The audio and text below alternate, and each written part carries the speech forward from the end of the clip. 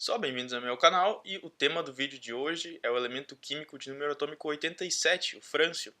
Ele está localizado no sétimo período da tabela periódica e no grupo dos metais alcalinos. O frâncio foi descoberto no ano de 1939 por Marguerite Perret, acho que se fala assim, que na época era uma assistente de laboratório. Ela havia sido já assistente da famosa cientista Marie Curie e ela continuava trabalhando no instituto científico em Paris, onde a sua tarefa era purificar o actínio.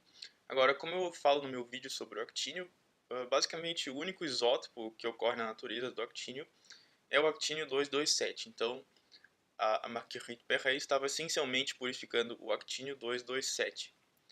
Agora, esse isótopo ele decai 99% por beta- para o tório. E esse era um tipo de decaimento radioativo que já havia sido documentado na época e que a senhora Marguerite estava ciente que acontecia. Porém, quanto mais ela purificava o actínio, mais ela ia percebendo que não era só esse decaimento radioativo que estava ali na sua amostra. E ela começou a investigar quais seriam as novas possibilidades, né, de decaimento radioativo do actínio. E ela começou a testar, com vários experimentos, o que poderia estar acontecendo. Quando ela tentou testar a hipótese de que o actínio estava decaindo por uma partícula alfa, emissão de uma partícula alfa, ela conseguiu precipitar um composto com aquela radioatividade desconhecida e da mesma forma que um metal alcalino precipitaria. Então ela concluiu que o actínio estava decaindo por uma partícula alfa e se tornando o elemento de número atômico 87, que seria um metal alcalino.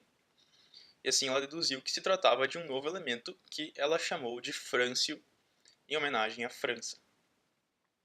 Bom, o frâncio é um dos elementos mais instáveis que ocorrem naturalmente. Acredita-se que ele seja um metal macio e que ele tem uma densidade de aproximadamente 2,8 gramas por centímetro cúbico até 3 gramas por centímetro cúbico. E também acredita-se que o seu ponto de fusão seja de mais ou menos 27 graus Celsius. Porém, esses são valores calculados, uma vez que a instabilidade do frâncio faz com que seja muito difícil investigar esse elemento. E, de fato, ele é tão raro e instável que a maior quantidade de átomos juntos ao mesmo tempo que já se teve, né, de frâncio foi de 300 mil átomos de frâncio, que é uma quantidade tão pequena que você não consegue nem pesar. Então, normalmente é muito difícil investigar o frâncio. Porém, uma coisa interessante é que a energia de ionização do frâncio foi medida. E ela é mais alta que a do césio. Você esperaria, olhando a tabela periódica, que a energia de ionização do frâncio fosse menor que a do césio, porque quanto mais você vai descendo no grupo dos metais alcalinos, mais reativos esses metais vão ficando e menor vai se tornando então a energia de ionização. Porém, a energia de ionização do frâncio, que é de 393 kJ por mol, é levemente mais alta que a do césio, e com isso o frâncio seria também levemente menos reativo que o césio. Isso também implicaria que a eletronegatividade do frâncio seria um pouco maior que a do césio, ou seja, maior que 0,79. O que o frâncio domina, digamos assim, na tabela periódica é o raio atômico. O frâncio é, digamos assim, o maior átomo de toda a tabela periódica, e isso sim está de acordo com as tendências da tabela periódica. Isótopos. O frâncio tem 34 isótopos, dos quais 2 ocorrem naturalmente. Esses são o frâncio 221 e o frâncio 223.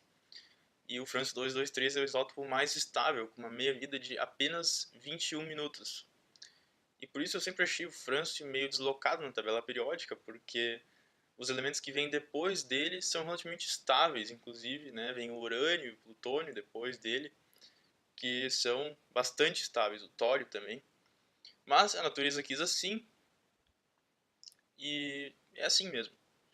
A, a ocorrência do frâncio ela não é primordial, porque, como nós já vimos, ele é constantemente gerado a partir do actínio, que por sua vez é também gerado por outros elementos radioativos, como o tório e o urânio.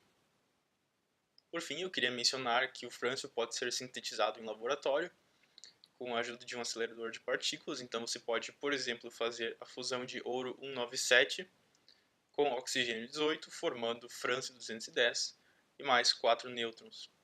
E também queria mencionar que não existe atualmente nenhuma aplicação para o frâncio devido à sua instabilidade, a sua forte radioatividade e a dificuldade de se obter esse elemento químico.